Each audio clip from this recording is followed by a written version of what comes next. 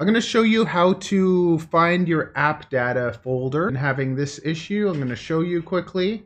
I go to local disk, users, and I should be able to find here Appdata.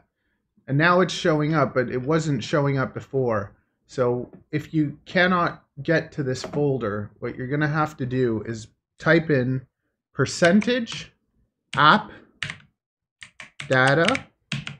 percentage, and now you're going to see the Appdata folder right here.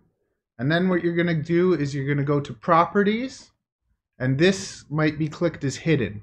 So it was clicked as hidden for me, and then I couldn't find it. It was a pain in the butt. So this is what you do to find it. Then unclick hidden and say OK.